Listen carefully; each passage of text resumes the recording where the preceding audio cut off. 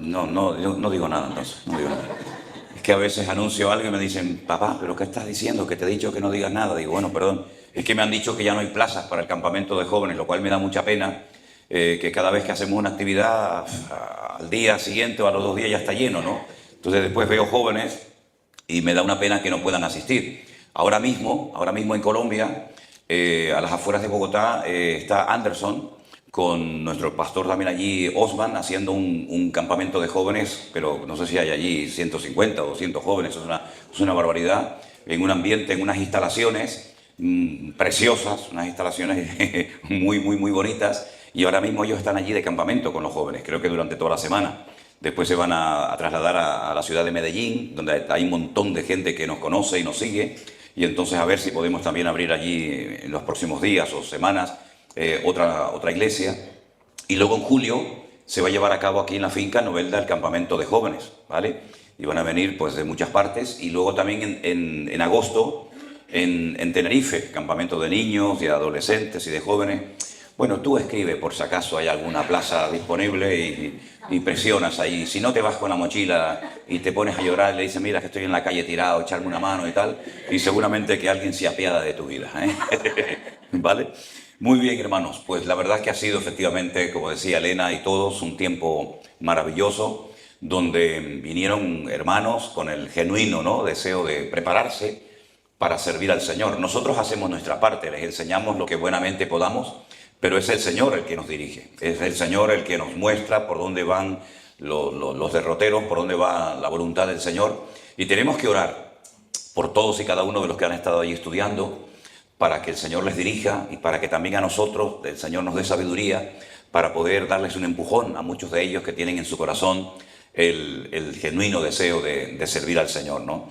Así es que, bueno, yo siempre he creído que el ministerio que Dios nos ha dado tiene desde hace mucho tiempo una gran necesidad de obreros, y ese ha sido el motivo principal que nos ha motivado a hacer este curso intensivo de 3 meses, que vamos a ver, en 3 meses pues tampoco se puede aprender demasiado, pero hemos intentado de comprimir lo más importante, lo más necesario e imprescindible, y de esa manera pues, en fin, por supuesto la vida de una persona que quiere servir al Señor, toda la vida tiene que seguir estudiando, toda la vida tienes que estar leyendo, es como un médico, ¿no? Sacaste la carrera hace 20 años, pero las técnicas que se utilizan hoy en día no tienen nada que ver con cuando tú te graduaste de medicina, ¿no? Entonces oremos al Señor, por favor, para que todos los que han estado allí, de alguna manera u otra, puedan estar involucrados en el servicio al Señor, y confío de que así será. Amén, hermanos. Y bueno, esto simplemente resumirles brevemente, el último evento importante en el que hemos estado ha sido en Guatemala. He venido la semana pasada, me acompañó nuestro hermano Armando, que está allí al final del salón con la cámara grabando todo esto para luego subirlo a nuestro único canal oficial. Siempre lo digo, no tengo canales a mi nombre, no tengo Facebook, no tengo YouTube, no tengo nada, todo es nombre Centro Evangélico Vida Nueva, por favor. Porque a veces la gente dice, ¿cómo se llama este pastor? José Manuel Sierra. Pum, ahí se meten y vas a encontrar canales con mi nombre, pero que no son míos. Bueno, muchos canales. Y cada día me dicen, mira, ahora hay uno que te cambian la cara, el otro que te ralentizan la voz, el otro que te ponen un púlpito con unas cosas rarísimas. Digo, pues hombre, no soy yo. Es decir, cuando vean José Manuel Sierra Páez, soy yo este que está aquí, pero no tengo canales, ¿de acuerdo? Lo digo porque a veces hay gente hasta inconverso. Una vez descubrimos en California a un chino que había hecho un canal y se estaba forrando, tío, ¿me entiendes? Con los devocionales, con los cultos, pero no tenía nada que ver. Hasta localizamos la casa. Menos mal que yo no vivo allí, si no lo hubiera ido a visitar. Digo, a ver, ¿qué quieres con tanto, José Manuel Sierra? Aquí estoy, ¿qué quieres, hombre? ¿Vale? Muy bien, hermanos. Pues seguimos adelante con la obra. Ahora el próximo compromiso así, digamos, importante que tenemos va a ser en septiembre. Es la primera vez que vamos a ir a la República Dominicana, donde nos han invitado iglesias muy grandes, y el contraalmirante de la Marina de la República Dominicana se puso en contacto con nosotros, y él va a solicitar unos salones gigantescos del ejército, y allí vamos a estar haciendo los cultos y las reuniones durante el mes de septiembre. Me han pedido que hable acerca de todo este tema escatológico de Daniel y Apocalipsis. Digo, vosotros sabéis por la línea que yo voy. Dice, no, es que precisamente te llamamos por la línea que tú vas, porque ya la nuestra ya la conocemos, queremos oír otra campana, ¿no? Digo, bueno, pues prepararos, ¿no? Y después de ahí pues nos vamos a San Francisco, a la iglesia de hermano Yuri y su esposa, y de los hermanos para celebrar el aniversario, y ya pues los hermanos de Las Vegas, que fue la primera iglesia que logramos abrir en los Estados Unidos, en la ciudad del pecado, como la llaman, pues allí tenemos una preciosa congregación y allí vamos a estar también unos días con los hermanos. Y luego, si Dios lo permite y confío que así sea, vamos a retomar nuevamente pues los viajes a Israel. Saben que este año ya fuimos, pero han sucedido una serie de cosas muy interesantes. Entonces se cerró el espacio aéreo, no se podía volar. Ese fue el motivo por el que tuvimos que llevar a la gente este año a Turquía, porque no podíamos viajar a Israel. Aunque estuvimos ¿cuándo fue? En mayo, me parece que estuvimos por allá. Sí, yo ya ni me acuerdo. Y en noviembre y en diciembre vamos a volver. Y los que no han tenido nunca esa experiencia de ver la Biblia, yo siempre digo esto, en Israel se ve la Biblia. Aquí, si yo te hablo de Jerusalén y no la conoces, te la tienes que imaginar. Si no sabes cómo es Capernaum, el río Jordán, el mar de Galilea, un escriba, un fariseo, si no sabes lo que es una sinagoga, pues todo eso te lo tienes que imaginar. Pero cuando llegas allí, ves la Biblia en colores y puedes pasear por las calles de Jerusalén y puedes respirar el ambiente y puedes ver pues tantas cosas. Y una de las cosas que se ve en Jerusalén, que está en el mismo lugar donde toda la vida ha estado, es el famoso estanque de Betesda, del cual os quiero hablar un poquito en esta mañana. Si habéis traído vuestras Biblias, si no, creo que lo van a poner aquí en la pantalla. En el Evangelio de Juan, el capítulo 5, se nos habla de este lugar tan interesante. Vamos a ver qué nos dice la Biblia. Repito, Juan, capítulo 5. Perdonad que estoy un poquito con la voz, con esto de los aires acondicionados me tiene fatal. Menos mal que aquí hoy no hay. O si hay, no lo noto. Pero esto de dormir con el aire acondicionado, pues por una parte, si no pones el aire, te asas de calor. Y si lo pones, pues te destrozas la garganta. Así que estoy entre Pinto y Valdemoro, no sé si no dormir o no hablar. Entonces, bueno, pues, en fin. Juan capítulo 5, ¿lo tienen? ¿Hay alguna persona que esté por primera vez en esta mañana aquí, que nunca había estado en esta congregación, que a lo mejor ha venido? Ah, ¿todos ustedes no habían venido nunca? Ah, perdón, yo pensé que ya... Entonces, el que está de visita soy yo, entonces. Hay hermanos que han venido, por supuesto, de San Francisco. Ustedes son usted me dijo que era de Ecuador, pero son de Honduras. Somos de Honduras. ¿Y no habían estado nunca aquí? Vine a la inauguración con mi hija. Ah, vale. Qué bueno. Y allá atrás habían levantado la mano también gente, ¿no? ¿Usted de dónde es? ¿Perdón? Ah, qué bueno. ¿Viene usted acompañada también? ¿Usted también de dónde viene? ¿Pero vino de Nicaragua para el culto aquí hoy? Que vive por aquí. Ah, vale. No, bueno, es que otras cosas más raras hemos oído. Bueno, pues bienvenidos de verdad a todos. Bienvenidos. Que Dios os bendiga y espero que estéis cómodos. Si veis que me alargo mucho, levantáis la mano y me hacéis así, ¿vale? Y yo te diré. Después de estas cosas había una fiesta de los judíos y Jesús subió a Jerusalén. Fijaros el término, subió. No dice fue, sino subió a Jerusalén. ¿Por qué? Porque Jerusalén es una de las capitales o la capital más alta de todo el país. Y cuando se sube a Jerusalén, pues subes aproximadamente a unos 800 metros de altura, pero también subes espiritualmente, ¿vale? Entonces cada vez que uno va a Jerusalén dice, voy a subir a Jerusalén. O descendió de Jerusalén, ¿vale? Es el término que se suele utilizar en lo natural y en lo espiritual. Y dice que en Jerusalén, cerca de la puerta de las ovejas, tengo que decirle que esa puerta ya no se conoce con el nombre de la puerta de las ovejas, porque por ahí entraban las ovejas que iban a ser sacrificadas en el templo. Hoy en día se llama la Puerta de los Leones. Es un sitio un poquito interesante. A veces ocurren así cosas que, en fin, vamos a dejarlo ahí. Pero está muy bien todo.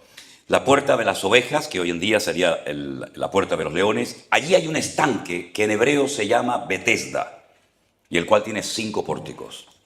En estos yacía una multitud de enfermos. Dice que había allí ciegos, cojos, paralíticos, que esperaban el movimiento del agua.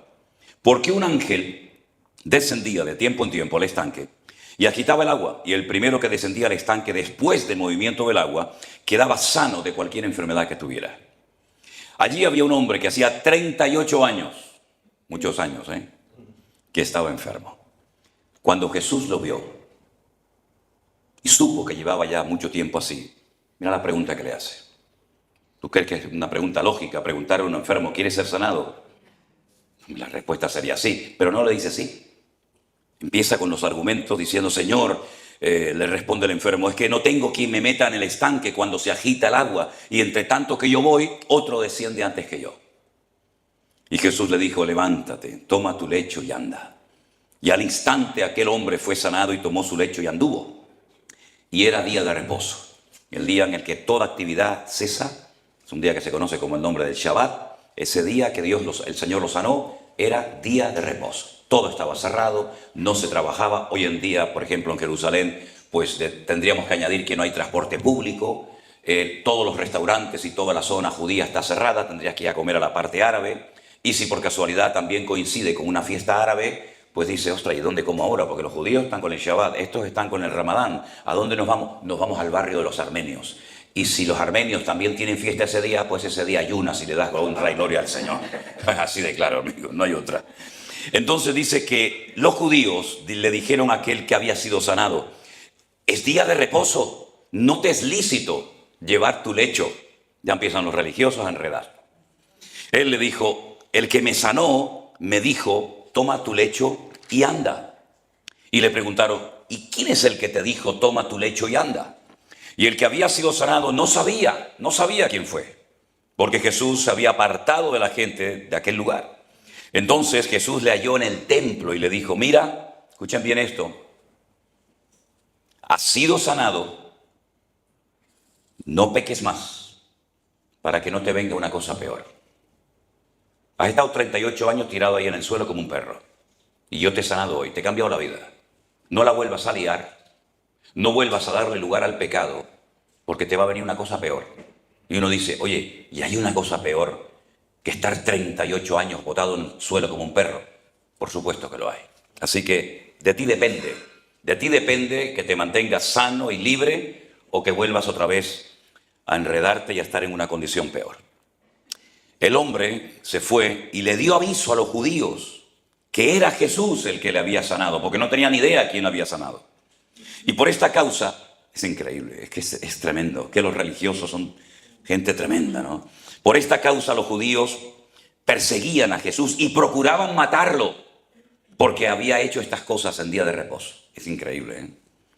Jesús le dijo, mi Padre hasta ahora trabaja y yo trabajo. Por esto los judíos aún más procuraban matarle, porque no solo quebrantaba, según ellos, el día de reposo, sino que también decía que Dios era su propio Padre, haciéndose igual a Dios. Qué tremendo. Me acuerdo que una vez vino un grupo de hermanos de Barcelona y la mamá de algunos de los que vinieron, una señora ya mayor, esposa de un pastor que ya partió a la presencia del Señor, me dijo, mira, esta es la primera vez en mi vida y probablemente sea la última vez que yo venga a Israel. Y ahora que estamos pasando estos últimos días en esta ciudad tan espectacular y maravillosa, que es la ciudad de Jerusalén, a mí me hace mucha ilusión, si es posible y si ese lugar existe, conocer el estanque de Betesda. Porque yo de niña, en la escuela dominical, cuando me sacaban para atender a los niños, me contaban la historia del paralítico del estanque de Betesda. Y yo quiero ver sobre todo el estanque de Betesda. Y le dije, no tengas ningún problema, yo te voy a llevar cuando corresponda en el programa, te voy a llevar al estanque de Betesda. Y nunca olvidaré las lágrimas de aquella hermana, la mamá de Maca, cuando llegó al estanque de Betesda y lo vio con sus propios ojos. Claro, lo que ocurre es que la costumbre de la época era destruir y construir encima, lo cual significa que el estanque de Betesda original no está a nivel de calle, sino está muy profundo. Y subimos una escalera de 4, 5, 6 metros y ahora estamos en la Edad Media. Y si seguimos subiendo, estamos en la etapa actual. Es decir, que cada capa nos habla de un periodo de la historia diferente y de una civilización y cultura diferente. El estanque de Betesda está bajo la protección de los hermanos, si no recuerdo mal, de la Cruz Blanca. Son unos franceses, de hecho está puesta la bandera de Francia, y hay una basílica, hay una iglesia levantada a Santa Ana.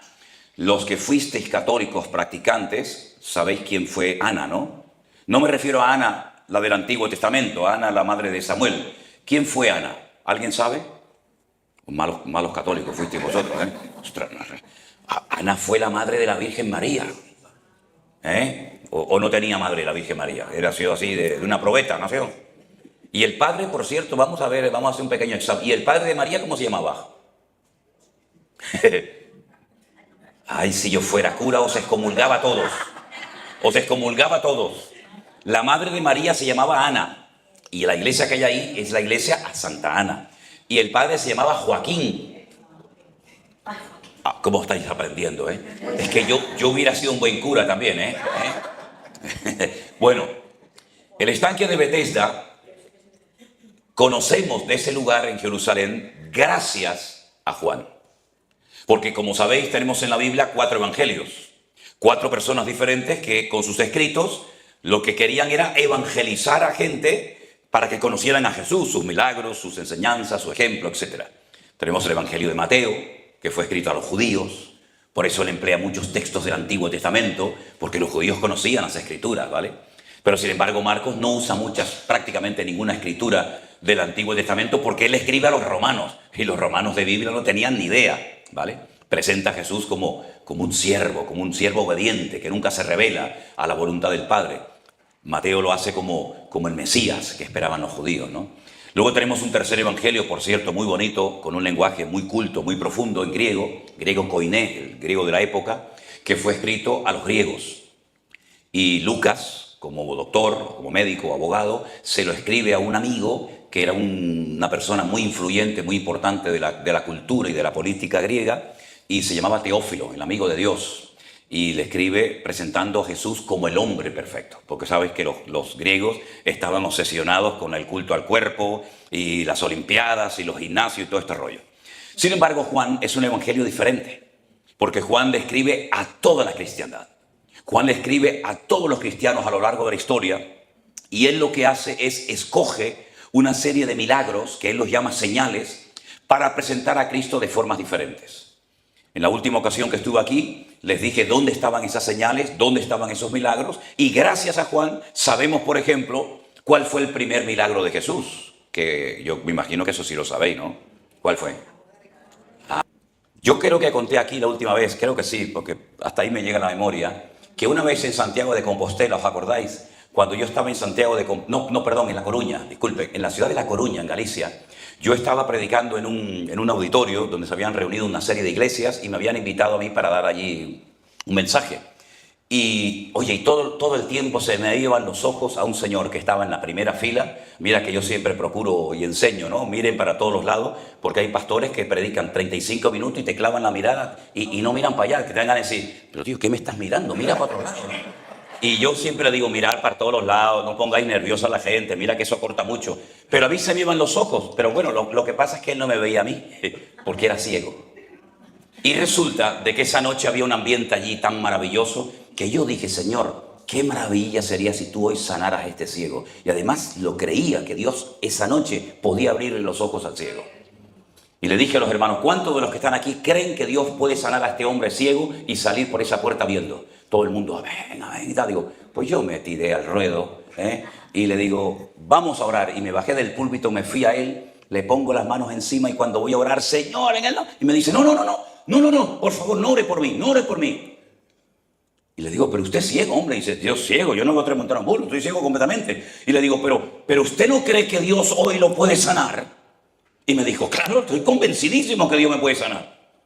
Digo, ¿y entonces por qué no quieres que oremos por ti? Que Dios haga un milagro, que te cambie la vida. Y dice, es que soy el presidente. Se da muchísimo en la Biblia. Lo he mirado en la vida de José, en la vida de Abraham, de Moisés. También lo vamos a ver esta tarde en la vida de David. Todos a lo largo de nuestra vida hemos conocido gente, hemos estado en lugares, hemos mantenido conversaciones con gente creyente, con gente atea, con gente abierta, con gente cerrada. Todos hemos tenido experiencias en la familia, en el trabajo, en la escuela. Y todas esas cosas son, vamos a decir, como si fueran piezas o fichas de un gran puzzle, de un gran rompecabezas, que a través de esas experiencias, a través de esas caras, conversaciones, lugares, etcétera, etcétera, Dios, sin darte cuenta, te ha podido guiar hasta donde te encuentras hoy en día. A veces has conocido a una persona y tú la has olvidado, pero por medio de esa persona, en ese lugar, en ese día, el Señor te estaba tal vez moldeando, te estaba preparando, te estaba indicando algo. Claro, ¿qué es lo que ocurre? En la inmensa mayoría de las veces, cuando miramos hacia atrás, entendemos el proceso. Entendemos el porqué de muchas cosas que nos han sucedido. Mientras nos están ocurriendo, como que no nos enteramos. Hay que estar muy atentos y hay que tener el corazón muy bien afinado y alineado con el Señor para entender que esa experiencia, eso que me está pasando o me pasó con esa persona, en ese país, en ese trabajo, era una forma de cómo Dios me estaba guiando hasta llegar al día de hoy. Por ejemplo,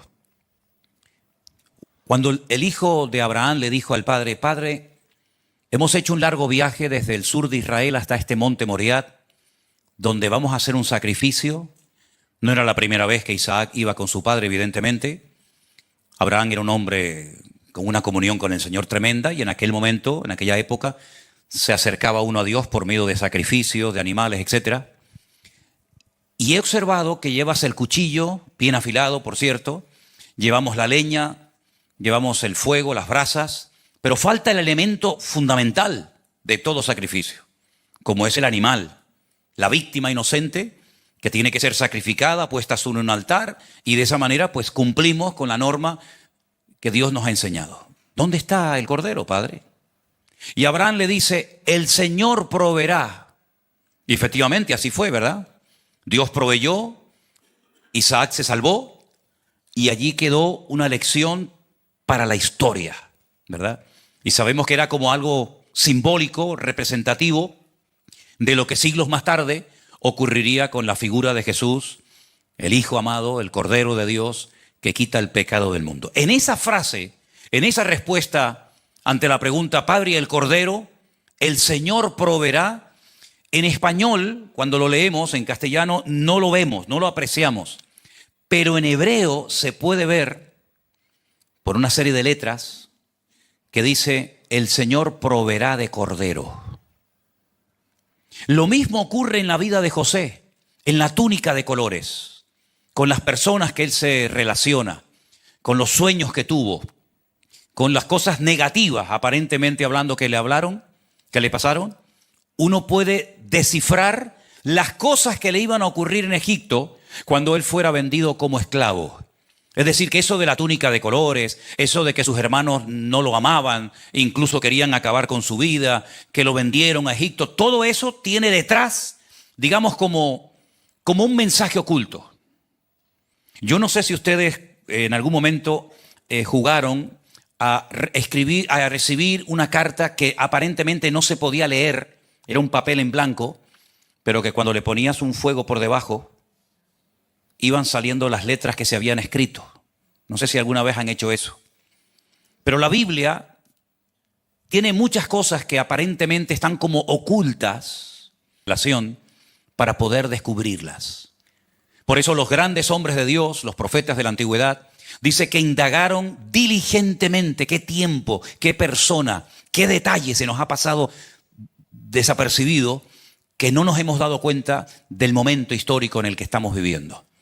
Dicho de otra manera, el Señor Jesucristo dijo: ustedes cuando ven cómo se oculta el sol, los rayos que el sol ha dejado al final, los colores, o el amanecer, o las nubes, el viento, ustedes han logrado discernir, ustedes han logrado interpretar si mañana va a llover, si no va a llover, si es tiempo de cosecha, tiempo de siega, etcétera, etcétera. ¿Y cómo es posible que ustedes, que han desarrollado esas técnicas, esa facultad de interpretar los tiempos naturales, no hayan sabido también interpretar los tiempos y las ocasiones que tienen que ver con mi persona?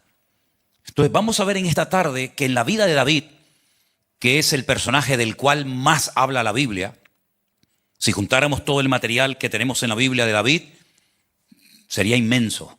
La Biblia habla más de David que de Moisés, de Abraham o de cualquier otro personaje.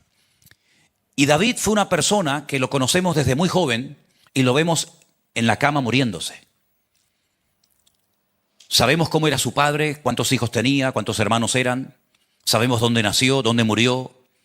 Y podríamos ir viendo las distintas etapas por las cuales David fue pasando. Primero fue pastor de ovejas, luego fue ungido siendo muy joven para ser el rey de Israel, lo cual no significó que inmediatamente ya era el rey, sino que pasaron muchos años. Tuvo que conocer el país que tiempo más tarde iba a gobernar. ¿Y cómo lo conoció? Pues huyendo, ocultándose en las cuevas, conociendo perfectamente las montañas, los valles, todo. Y en ese tiempo en el cual estaba huyendo de Saúl, él conoció perfectamente el país y le vino bien, le vino muy bien, como a Moisés también le vino bien. Los 40 años que pasó en el desierto cuidando ovejas, se conoció el desierto de memoria, que después le vino bien cuando llevó al pueblo de Israel al desierto, ¿no? Y hay cosas en David que son típicas. Uno cuando menciona, por ejemplo, gigantes, la palabra gigantes, enseguida ¿con quién la relaciona uno? Con David. Y sin lugar a dudas, David fue un gran guerrero, esa fue otra etapa de su vida, ¿no? Antes de ser guerrero tuvo que ser pastor. Y antes de ser admirado y querido tuvo que ser tratado y moldeado por el Señor. Pues David efectivamente fue un gran guerrero y en su es rey de Israel. Ni siquiera es un soldado del rey Saúl, porque todavía es muy joven. Él fue al campamento a llevarle comida a sus hermanos. Él no fue a pelear. Él ni siquiera sabía que había un tipo por allí llamado Goliat que estaba de repente y dice, ¿pero este quién es? No, este es el gigante Goliat de los filisteos. Llevamos 40 días asustados porque todas las mañanas y todas las tardes viene con amenazas y blasfemando contra nuestro Dios. E incluso ha dicho, mira, en vez de pelear todos los soldados, vamos a hacerlo más fácil. Elijan ustedes a un hombre, ya nosotros tenemos al nuestro, y que se peleen esos dos y el que gane, pues, se lleva la victoria. Y cuando David llega al campamento a llevarle comida a sus hermanos, se encuentra con un panorama, con una situación que a él lo sacudió. Porque él lo primero que dice es, yo voy a ir a pelear contra él. Repito, no era un soldado, no estaba todavía enrolado en el ejército de Saúl, pero se le movieron las entrañas cuando él oyó que ese gigante llamado Goliat, de la región de Gat, era una región allí en la costa de Israel, estaba blasfemando contra su Dios y eso él no lo podía soportar. Él no podía soportar que hubiera un filisteo, como él lo llamó, incircunciso, que se riera y se mofara de su Dios. Cuando él se enfrenta contra el gigante Goliat, fuera de toda posibilidad humana de obtener una victoria, él tiene que huir. Y él entra en una etapa de su vida aparentemente muy dura, difícil, triste. Él tiene que huir porque las chicas del pueblo comenzaron a cantar una canción que a David lo puso, algo que ya tenía, pero que no había salido a la luz. Todos nosotros tenemos cosas muy buenas en este momento que todavía no han salido a la luz. Pero también tenemos cosas muy malas que están todavía dentro de nosotros, que no han salido porque no se ha dado la oportunidad. Por eso es muy importante aprender a conocernos. Porque hay un potencial que puede estar dormido, dones, talentos, habilidades, llamamiento, etcétera, dentro de ti, que tú ni siquiera lo sabes, pero también puede ser que haya cosas que tú no has superado, que ni siquiera sabes que las tienes, que si no las controlas, te pueden jugar muy mala pasada. Saúl siempre fue una persona celosa, pero nadie lo sabía, hasta que él oye a las chicas de Israel cantando, Saúl hirió a los 1000 y David a sus 10,000. Y por una letra de una canción comenzó a cavar su propia tumba. Comenzó a darle lugar a esos celos amargos que lo terminaron destruyendo a él, a su familia y al país entero. Tremendo, ¿verdad? Y David tuvo que huir de la mano de Saúl porque él se enfrentó con un enemigo que el rey no era capaz de enfrentarse. Y ese nombre, Goliat, que viene de Gat, cuyo nombre significa galut, destierro o exilio, se convirtió en una realidad durante muchos años en la vida del rey David. Por eso dije al principio que hay personas que tú has conocido, lugares que tú has estado, etcétera, que sin darte cuenta te han marcado, te están indicando inconscientemente cosas que te pueden ocurrir en el presente o en un futuro cercano. Tuvo que huir, tuvo que refugiarse, tuvo que irse al exilio, porque la gran victoria que él obtuvo fue la puerta abierta para que Saúl lo odiara y quisiera destruir su vida. Luego, años más adelante, aparece otro gigante Quiero que leamos en 2 de Samuel capítulo 21, del versículo 15 en adelante, y escucha esta historia porque ya David ya es mayor. El primer gigante que David mató, acabó con él siendo muy joven. Tenía que tener menos de 20 años. ¿Por qué digo esto? Porque si hubiera tenido 20 años, estaría... Si no llega a ser por este soldado de él, Abisai, hijo de Sarbia, David probablemente ese día hubiera muerto. Porque no tenía las fuerzas de, lógicamente, cuando era joven. Y este nombre, Isbi-Benot, significa habitante de la montaña. Habitante de la montaña. ¿Y dónde vivió David durante años de su vida? En el destierro. Y al principio de su reinado, de la interpretación o del significado de los nombres de estos gigantes, vamos descubriendo cosas que le están ocurriendo a David. ¿Tú te crees que tú naciste en ese país por casualidad? ¿Tú te crees que en el año 1990 Elena y yo, junto con Priscila, que tenía 3 años, fuimos por casualidad a Argentina? No. Es que si no hubiéramos ido a Argentina, probablemente Priscila hoy no estaría casado con un argentino. ¿Eh? ¿Tú te crees que fue casualidad que a mí me mandaran de un lugar a otro cuando yo ya tenía mi destino fijo en un lugar y me mandan a otro lugar? No fue casualidad. Lo que ocurre es que en ese lugar fue donde conocí a Elena. Y así podríamos, claro, mirando hacia atrás, en el momento no te das cuenta, pero te vas dando cuenta de que hay lugares, personas, nombres, etcétera, experiencias que te han ido como abriendo puertas, te han ido como marcando el rumbo de tu vida, como por ejemplo Goliat, que significa destierro. David vivió en el destierro muchos años. Isbi-Benot, habitante de las montañas, significa su nombre, le indica que David viviría en las montañas durante muchos años. Pero veamos un tercer ejemplo. En 2 de Samuel también, pero se estudia su nombre como una nueva etapa en la vida. Un umbral es, por ejemplo, donde se puso el arca de la alianza. Detrás del umbral nos habla de etapas nuevas en la vida. ¿Te has preguntado alguna vez en qué etapa de la vida te encuentras en este momento? Algunos están tal vez en la adolescencia, otros están en la vejez, otros están empezando su matrimonio o en el primer embarazo, o ya tus hijos ya son grandes, se casaron y tienes nietos. ¿En qué etapa de la vida tú te encuentras en este momento? Porque lo que está bien claro que en la vida de David, de Moisés, de Abraham y de la nuestra también, vemos que hemos ido pasando por diferentes etapas. Etapas mejores, etapas peores, casados, solteros, jóvenes, ancianos, etcétera. Y en cada una de esas etapas el Señor nos ha ido tratando. El Señor nos ha ido mostrando su fidelidad, su amor, su misericordia. Como también en la vida de David hubieron muchas etapas, pero en todas y en cada una de ellas Él vio y descubrió la mano poderosa de su Dios. ¿Cuántos dicen amén? Es en una etapa de guerrero. Venga guerras y otra y una y otra y ahora con los filisteos y ahora con estos y ahora con aquellos. ¿Te das cuenta cómo la vida de cada uno de estos gigantes o experiencias, vamos a llamarlas así, de experiencias, de etapas en la vida de David, fueron marcando que si el exilio, que si la vida en las montañas, que si nuevas etapas de comunión y de relación con el Señor, ahora es un guerrero, etcétera, etcétera. Todos y cada uno de nosotros hemos pasado y pasaremos por diferentes etapas y por eso es muy importante que de vez en cuando te pares y te preguntes, ¿por qué nos pasó a nosotros eso? ¿Por qué apareció esa persona en nuestro matrimonio? ¿Por qué pasó esto aquí? ¿Por qué pasó esto allá? ¿Por qué se nos cerró esta puerta y se nos abrió otra? ¿Por qué teníamos un proyecto y resulta que parece que todo se cerró y de repente nos encontramos en otro barco navegando en otra dirección? Todo eso no es producto de la casualidad.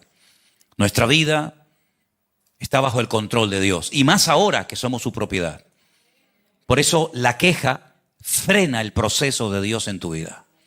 Por eso el quejarte, el no tener ese discernimiento y esa sabiduría te ciega, te embrutece de tal manera que no eres capaz de entender el porqué de las cosas. Pero hay un quinto gigante que no nos dice su nombre, pero se nos dice de él algo muy interesante, que tenía 24 dedos en el cuerpo. Algunos estarán diciendo, yo también tengo 24. Digo, no me diga. No, nosotros tenemos ¿cuánto? Tenemos 20. Este tenía 24. 6 en la mano derecha, 6 en la mano izquierda, 6 en un pie y 6 en otra. En total, 24 dedos. No nos dice su nombre, pero dice que era de Gad. Y Gad también significa lagar. Y un lagar es un lugar donde se prensa, donde se pisa la uva para hacer vino. Y una de las etapas más duras de la vida de David es cuando la vida empieza a machacarlo. Y fue en su última etapa de la vida cuando se entera que uno de sus hijos ha abusado de una hija de él. Un dolor terrible. Jamás David se esperaba que esto le ocurriera a él. David se da cuenta de que la elección de su hijo Salomón ha despertado los celos y la envidia de otro de sus hijos, que era, por lo visto, una hermosura de persona, físicamente hablando, aunque era horrible por dentro, que intenta dar un golpe de estado y lo primero que quiere hacer es matar, quitar de en medio a su padre. Y David tiene que salir llorando descalzo, subiendo el monte de los olivos y tiene que huir al desierto porque su hijo Absalón lo quiere matar. Y David entra en una etapa de trituración emocional tremenda, donde él ve cómo su familia se empieza a desmoronar, donde él ve que el futuro de su hijo Salomón entra en peligro y donde el proyecto magno de David, que era la construcción del templo de Jerusalén, se pone en peligro. Porque Salomón era el que tenía que construir el templo, pero seguramente Absalón nunca lo hubiera construido porque era carnal, no era nada espiritual. Y seguramente el proyecto, el sueño de su padre de ver un templo en Jerusalén para su Dios, a él no le hubiera nunca llamado la atención. Y David se da cuenta de que Dios lo está triturando, Dios lo está probando de una manera tremenda. Y todos los gigantes que él o sus soldados han ido eliminando a lo largo de la historia, le han ido como marcando su vida, su destino. Y es interesante notar que él en los últimos días de su vida dice que no entraba en calor.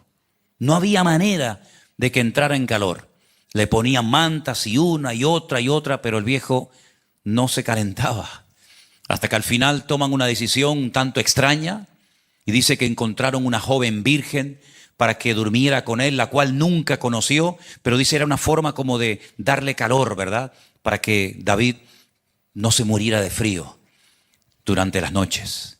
Y alguien dijo en cierta ocasión que fue una manera de Dios de recordarle que el manto con el que se cubría el varón durante la noche de frío, de tempestad, él le cortó el manto al rey Saúl.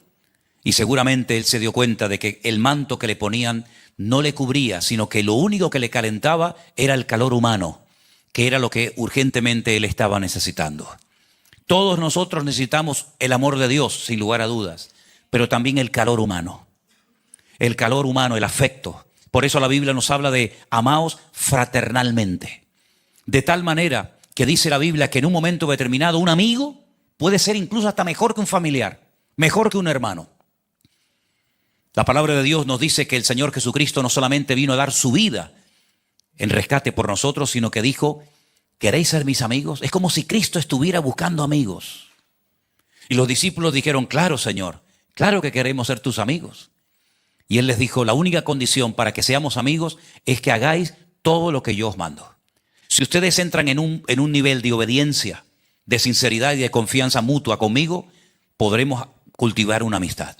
Y eso es lo que el Señor quiere hacer con cada uno de nosotros. Cultivar una amistad. Que no sea una relación fría y distante donde recurrimos a Él única y exclusivamente para pedirle cosas. Sino que realmente tu mejor amigo, tu consejero, tu confidente, sea el Señor de señores y el Rey de reyes en todo momento.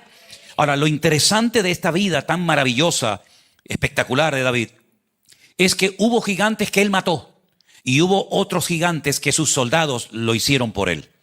En otras palabras, David no era un egoísta que se quería siempre llevar la gloria para él solo, sino que él se dio cuenta de que sus soldados, los más íntimos, los más cercanos a él, eran fundamentales para que él se pudiera mantener en el trono.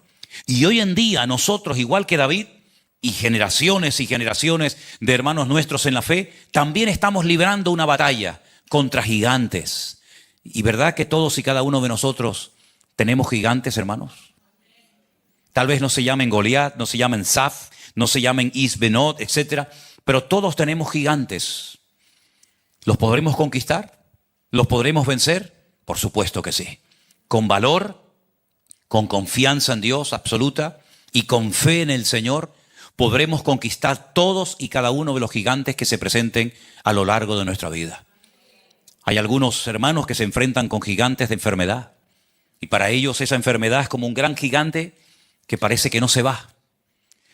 Hay otras personas cristianas que han luchado durante años con depresión.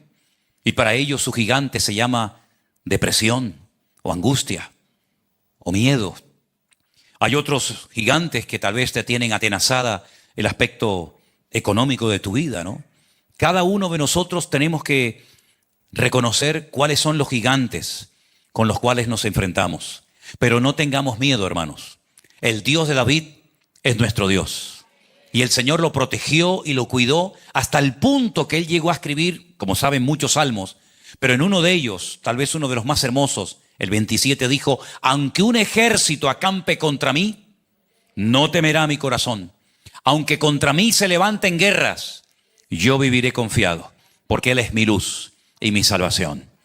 Nosotros hoy en día también, como no, tenemos gigantes de tipo espiritual, pero tenemos la victoria en el nombre de nuestro Señor Jesucristo. No veas esos gigantes como cosas imposibles. Amén, amén. Sino como oportunidades. Los gigantes son oportunidades que Dios te está dando para demostrar su poder y su autoridad en tu vida. No lo veas como algo imposible de derrotar, como algo imposible de conquistar, sino todo lo contrario. Es una oportunidad que Dios te está dando para que tú demuestres tu madurez, tu nivel de fe y tu confianza absoluta en el Señor. Y también, como no, Dios nos estará probando. Porque en cada uno de esos gigantes o batallas o pruebas o luchas de la vida, llámalo como quieras, vas a tener que echar mano de todo lo que has aprendido, de todo lo que has ido acumulando a lo largo de tu relación con el Señor y ponerlo en práctica. Porque los gigantes no se iban, ninguno se rindió, sino todos tenían que ser derrotados por hombres valientes de fe que confiaban en el Señor. Yo solamente le pido al Señor que nosotros seamos una generación de cristianos valientes.